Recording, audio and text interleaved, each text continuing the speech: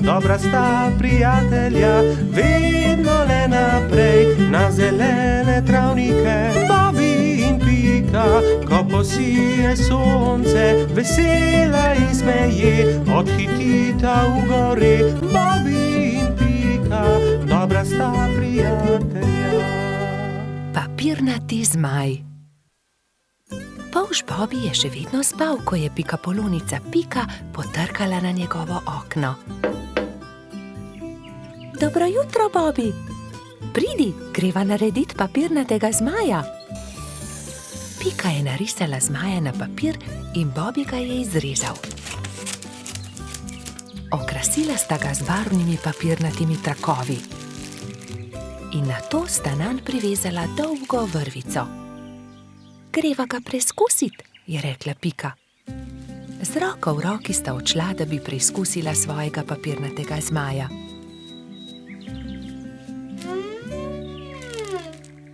A ne glede na to, kako sta se trudila, je zmaj vedno znova padel na tla.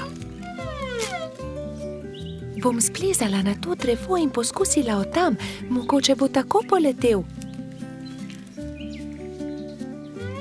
Vendar je zmaj spet pristal na tleh. Nenadoma je začel pihati veter in ponesel papirnatega zmaja stran, z njim pa tudi Piko. Bobby, pomagaj mi! Bobby je splezal na drevo in ujel Piko za nogo, vendar je ni mogel potegniti nazaj. In tako sta letela oba. Trud Baltazar je priletel mimo, ujel je Bobbyja za nogo, a tudi on ni mogel potegniti zmaja nazaj. In tako so zdaj leteli vsi trije. Koloradski hrošč Edi je sedel na vrhu borovca, ujel je Baltazarja za nogo in tako so začeli leteti vsi štirje. Skokica, pomagaj! Je zavpil Baltazar kobilici, ki se je ravno sprehajala v bližini. Skokica je ujela Edija za nogo in tako je zdaj letelo vseh 5. Veter je začel postajati močnejši in močnejši. Petuljčica Rozi je priletela mimo, ujela je Skokico za nogo in tako jih je letelo vseh 6. Hrošč Rogač Gašper in kačja pastirka Zefira sta jih brezupno gledala.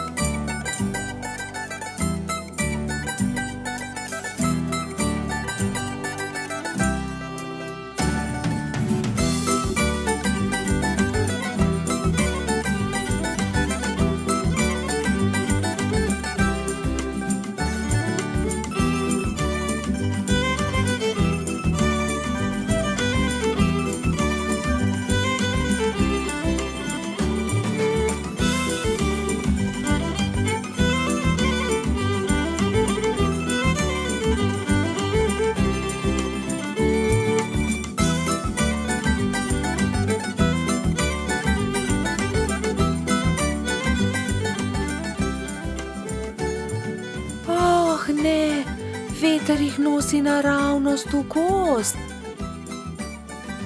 Papirnati zmaj se je ujel na vrh borovca in vsi so pristali na vrhovih dreves.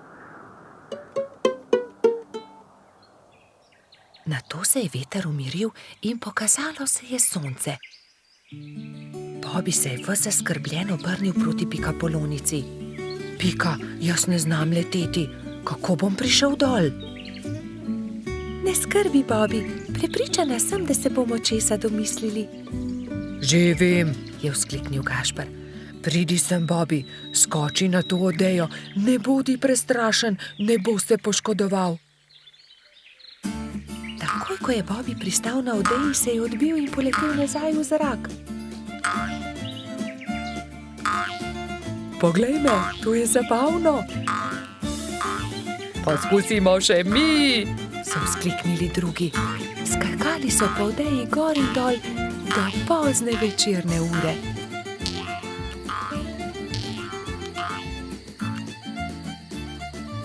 Po noči, ko so prebivalci gozda trdno spali, je veter spet začel pihati in zmaja odnesel stran. Bobby in Pika, dobra sta prijatelja. Nabiranje borovnic. Nekega jesenskega dne sta Bibi in Pika odšla v gozd nabirat borovnice. Z njima sta šla tudi metuljčica Rozi in koloradski hrošč Edi. Jaz bom nabral največ borovnic, je veselo vzkliknil Edi. Poglejte, ta grm je poln borovnic, je rekel polžek. Naberem. Ampak Edi ga je prehitel in hitro skočil v grmovje ter pobral najlepše sadeže. Tudi ta grm se skoraj lomi pod težo borovnic, se je navdušila Pika. Ampak koloradski hrošč je bil spet hitrejši. Preden je prišla Pika, je že nabral najlepše borovnice grmovja. Edi, tako ne velja! Ne moreš pred nami pobirati vseh borovnic, je jezno rekla Pikapolonica. Kmalu je njihovo pot sekal potoček. Zgraditi moramo most, je rekla Rozi. Že vem kako. Pridite, prinesimo to izruto deblo. Vsakdo je prijel za svoje delo, skupaj so vlekli težke kose drevesa. Prijatelji so naredili trden most iz izrutega debla drevesa. Končali smo, je vzdihnila Rozi. Poglejte, tam raste borovničev grm, poln velikih modrih kroglic. Ediju ni bilo treba nič več besed. Jaz bom prišel prvi, borovnice so moje. Vendar, ko je odrinil metuljčico, je Rozi zdrsnila noga in je iz mesta padla naravnost v potok. Na pomoč! Joj, Rozi, drži mojo roko, je rekla prestrašeno Pika. Ampak Rozi je potok nesel vedno naprej in ni več mogla doseči Pikapolončine roke. Bibi je prinesel dolgo palico. Primi za palico, Rozi, je vzkliknil. Vendar je tudi ta načrt spodletel. Metuljčico je vodo prehitro nosila. Edi, pomagaj, moramo rešiti Rozi iz vode, je kričala Pika in z dvema rokama sta izvlekla mokro metuljčico iz vode.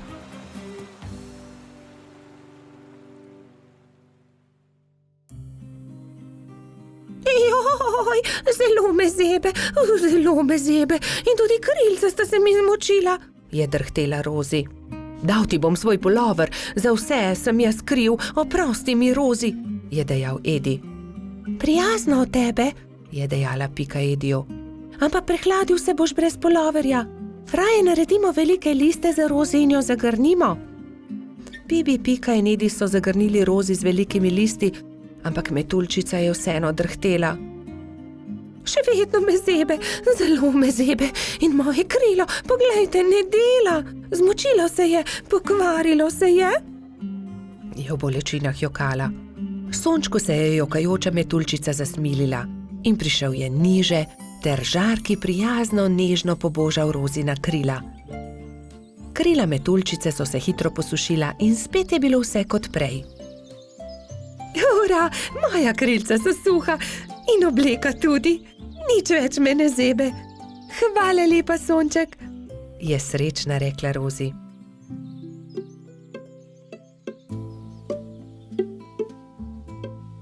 Oprosti, Rozi, je tedaj rekel Edi. Drugič ne bom nabiral borovnic pred vami. In tudi te, ki sem jih nabral, vam bom dal. Hvala, Edi, ampak borovnice naj bodo kar skupne, se je smejala Rozi. Pohitimo v mojo hiško in specimo pecivo iz njih. Kmalu so prispeli do Pikine hiše in se lotili dela. Oprali so borovnice in potrgali liste. Pela je kuhalnica, doneli so lonci, kuhinjo je zajel prijeten vonj. Do popoldneva je bila okusna borovničeva sladica narejena. Na pojedino so poklicali še hrošča rogača Gašperja, trota Baltazarja in tudi majskega hrošča Mehurčka. Posedli so vsi okoli mize in so grizljali in kramljali. Bobi in Pika, dobra sta prijatelja. Skiro. Nekega pomladnega dne se je majski hrošč Egon odločil, da si bo naredil skiro. Ves dan je vrtal, rezljal, poliral in pridno delal. Ko je končal, ga je pobarval na črno in se odpravil svoj novi skiro pokazati tudi drugim. Fantje so ravno igrali košarko na travniku. Tam so bili Bobby, Gašper, Baltazar, Bajsi, Gumbi in Alfons. Poglejte, imam nov skiro, sam sem ga naredil. Kako je lep, ga lahko preskusim? Ne dam ga, moj je. Le en krog bi se peljal z njim. Ja, tudi mi bi se radi peljali z njim. Le en krog, potem ti ga vrnemo. Ne dam, je znova dejal majski hrošč. Medtem ko so se Baltazar, Gašper in Egon prepirali, je Bajsi pograbil skuter in odbrzel z njim. Ustavi se, vrni ga, moj je in nisem ti ga posodil, nikomur ga ne posodim. Bajsi je upočasnil in Egon ga je kmalu dohitel. Vrni mi skiro. Izvoli, tu je dejal Bajsi in dodal. Kakorkoli že ni dovolj hiter. Ni dovolj hiter, no poglejte.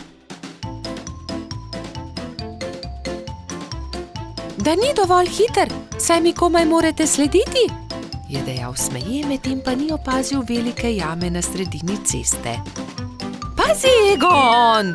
So nenadoma zavpili Bobby, Baltazar in Gašper, vendar je bilo prepozno.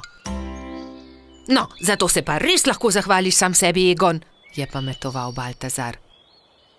Egon, kaj se ti je zgodilo? So te močno popikali trni in vi, zakaj mu ne pomagate? Je v enem dihu vprašala zlata minica. Kakorkoli se je zgodilo, bi mu morali pomagati, ko je grdo padel. Pridi, Egon, v bližini je moja hiša. Oprala in povila ti bom rane. Lili je posadila Egona na stol in z mlačno vodo oprala rane. Ni zelo grdo. Egon je začel tiho jokati. Jaz sem kriv, bil sem zelo zavisten. Če ne bi bil, se ne bi zgodila nesreča. Potem naslednjič ne bodi zavisten. Hvala, da si mi pomagala, je dejal Egon ob slovesu. Nič hudega, kmalu boš v redu. Egon je kimajoč prišel domov. Roke so ga bolele in ni mogel stopiti na skiro. Ko je prišel domov, je hitro smuknil v posteljo in zaspal. Naslednje jutro se mu je porodila nova zamisel. Vzel je najprej čopiče in barve. Zdaj te bom pobarval na rožnato. Izvoli, Egon. To sem ti prinesel. Hvala, da si mi pomagala. Čudovit je, si ga prebarval, je vprašala Lili. Da, mislil sem si, da ti črn gotovo ne bi bil všeč.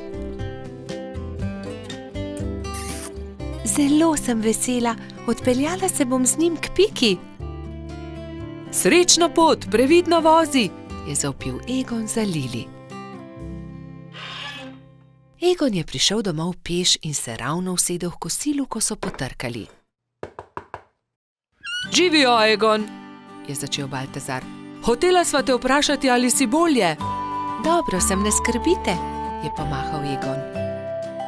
Obljubim, da ti ne bom več vzel skiroja, se je skesano oglasil Bajsi. Nimam več skiroja, prebarval sem ga in ga podaril Lili, se je smehljal Egon. Naredil si bom novega, se je Egon obrnil k prijateljem. Obljubil sem Lili, da ne bom več zavisten. Vsi se boste lahko vozili z njim. Hurra, je zavpil Gumbi. Zdaj pa pridite, jejte z menoj. Spekel sem jabolčno pito, jo imate radi? Egon se je kmalu odpravil z novim skirojem. Pobarval ga je temno zeleno. Čez nekaj dni so se prijateljčki zbrali na travniku in izmenično s skirojema delali kroge.